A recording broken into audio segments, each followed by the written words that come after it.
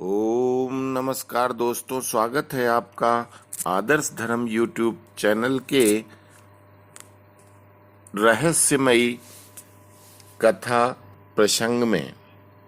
एक बार की बात है कि संत तुलसीदास जी जब श्री रामचरितमानस की रचना कर रहे थे तो उन्होंने एक चौपाई लिखी जो इस प्रकार है कि सिय राम मैं सब जग जानी, सिय राम मैं सब जग जानी, करहूं प्रणाम जोरी जुग पानी। अर्थात तुलसीदास जी कहते हैं कि मैं इस पूरे संसार को रहने वाले प्रत्येक प्राणी मात्र में माता सीता और भगवान श्री राम का निवास है, यह मानकर मैं अपने दोनों हाथों को जोड़कर सभी को प्रणाम करता हूं। और उन्होंने ये कहकर पूरे संसार को, सभी प्राणियों को, सभी चल अचल प्राणी मात्र को प्रणाम किया। और ये चौपाई लिखने के बाद तुलसीदास जी विश्राम करने के लिए जहां रहते थे अपने आश्रम की तरफ चल दिए। रास्ते में जाते हुए उन्हें एक लड़का मिला। महाराज वहाँ मत जाइए, वहाँ पे वैसे भी बैल खड़ा है और आपने वैसे भी लाल कपड़े पहने हैं। महाराज हमारी बात मान लो, मत जाओ। सिय राम मैं सब जग जानी, करहूं प्रणाम जोरी जुग पानी। अरे बच्चा, आप तो अभी बहुत छोटे हो। भगवान श्री राम हर प्राणी के अंदर बसते हैं और भगवान श्री राम की किसी से कोई लड़ाई नहीं है, तो वो बैल हमको क्यों मारेगा? मैं तो उनको प्रणाम करके निकल जाऊंगा। जय श्री राम। और ऐसा कह करके तुलसीदास जी आगे को बढ़ जाते हैं। लेकिन तुलसीदास जी जैसे ही आगे बढ़े तभी वो बिगड़ा हुआ बैल उधर से आ जाता है और संत तुलसीदास के एक जोरदार टक्कर देता है। उनकी हड्डियां कीर्तन करने लगती हैं, बुरी तरह से गिर पड़े और बहुत चोट लग गई। फिर बैल ने उनको उठाया, सींगों पर उठा के दूर फेंक दिया। तुलसीदास जी बहुत बुरी तरह से चोट खा करके अब अपने घर की तरफ जाने के बजाय सीधे उस जगह पहुंचे जहां वो श्री रामचरितमानस लिख रहे थे। और उस चौपाई जो उन्होंने लिखी थी, सिय राम मैं सब जग जानी, करहूं प्रणाम जोरी जुग पानी, उन्होंने उस चौपाई वाले पेज को निकाला और उसको फाड़ने लगे। तभी वहां हनुमान जी प्रकट होते हैं और बोले कि श्रीमान जी, आप ये क्या कर रहे हैं? तो तुलसीदास जी बोले कि तुलसीदास जी उस समय पूरे गुस्से में लाल थे। उनकी सारी हड्डियों में दर्द हो रही थी। सांड ने जो उनको बहुत दौड़ा दौड़ा के मारा था। तो वो बोले कि हनुमान जी, ये चौपाई बिल्कुल गलत है। ऐसा कहते हुए उन्होंने हनुमान जी को आज की सारी घटना सुना दी, सारी बात बताई। हनुमान जी ने सुना और मुस्कुरा के बोले कि बाबा, आप बार बार एक ही गलती करते हो। भगवान श्री राम आपके पास बार बार आते हैं, लेकिन आप बार बार उनको मिस कर देते हो, भुला देते हो, आप उनको पहचान नहीं पाते। अरे तुलसी बाबा, हनुमान जी कहते हैं कि तुलसी बाबा, आपने चौपाई लिखी है, ये 100% सही है। आपने उस बैल में तो श्री राम को देखा, लेकिन उस बच्चे में राम को नहीं देखा, जो आपको बचाने के लिए आए हुए थे। भगवान तो बालक के रूप में आपके पास पहले ही आ गए थे आपको बचाने के लिए, लेकिन आपने उनकी सुना नहीं, उनको देखा नहीं, उनकी बात को माना नहीं। इसकी वजह से आपको बैल से मार खाना पड़ा। ऐसा सुनकर के तुलसीदास जी भाव विभोर हो जाते हैं, हनुमान जी के चरणों में लौट जाते हैं कि हे हनुमान जी, एक बार आप कृपा करो, भगवान श्री राम के मुझे दर्शन करा दो, किसी तरह से दर्शन करा दो। हनुमान जी कहते हैं, अच्छा चलो, कल सुबह मैं आपको इशारा कर दूंगा, तो आप देख लेना, भगवान श्री राम वहां पे आपको दर्शन जरूर देंगे। अब क्या था,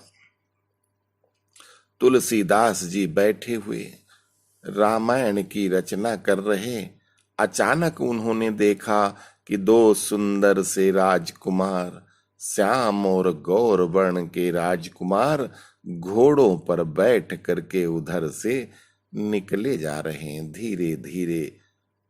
जो श्याम वर्ण के राजकुमार थे, उन्होंने बाबा तुलसीदास को देखा और उनकी तरफ थोड़ा सा मुस्कराए, लेकिन बाबा अपने काम में व्यस्त थे, भगवान की भक्ति में व्यस्त थे। अतः उन्होंने उनकी उस बात पर ध्यान नहीं दिया और भगवान श्री राम अपने भ्राता अनुज श्री लक्ष्मण के साथ घोड़े पर आगे बढ़ते हुए निकल गए। अब फिर उसी समय हनुमान जी फिर प्रकट होते हैं और तुलसी बाबा को कहते हैं कि हे बाबा, आपने आज फिर गलती कर दी। देखो, भगवान श्री राम और लक्ष्मण घोड़े पे बैठकर आपके सामने से निकले, लेकिन मोह बस, माया बस आप उनको फिर नहीं देख पाए। अब भाई बार बार तो हम भगवान से कितनी बार खुशामद करें कि वो आपको दर्शन दें। ये 2 बार हो चुका है, लेकिन आप बार बार गलती कर जाते हो।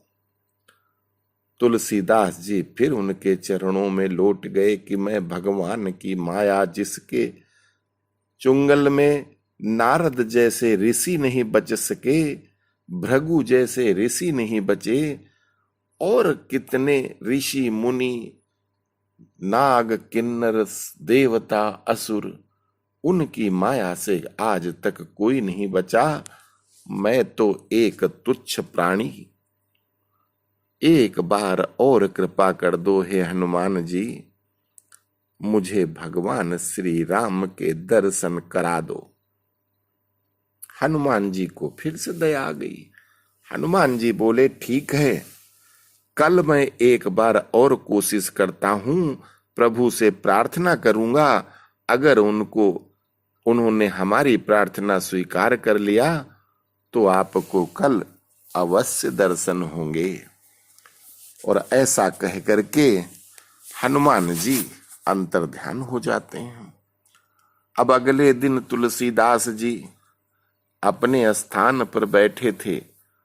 उनका नियमित जो काम था, सबसे पहले नहा धो करके पूजा पाठ संध्या भजन करके, फिर वो संध्या करने के बाद वहां पे उनकी आदत थी कि वो चंदन घिस करके अपने पूरे मस्तक पर लगाते थे।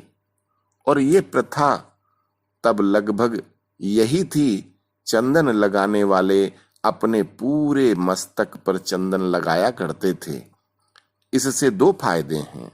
एक फायदा तो प्राकृतिक आध्यात्मिक है ही, दूसरा, साइंस भी कहता है कि चंदन बहुत ठंडा होता है और जिसको ज्यादा गुस्सा आता हो, क्रोध आता हो, वो अपने पूरे मस्तक पर अपनी 3 उंगलियों से चंदन लगाए तो उसका क्रोध शांत हो जाता है, क्रोध आना कम हो जाता है। तो बाबा तुलसीदास जी चंदन घिस रहे थे। अब हनुमान जी वहां फिर से अर्जी लगाए आए थे। भगवान श्री राम से फिर खुशामद किया था कि एक बार और कोशिश कर लो, हो सकता है तुलसी पहचान जाए, आप एक बार और दर्शन दे दें। अब भगवान श्री राम हनुमान जी की बात तो टाल नहीं सकते।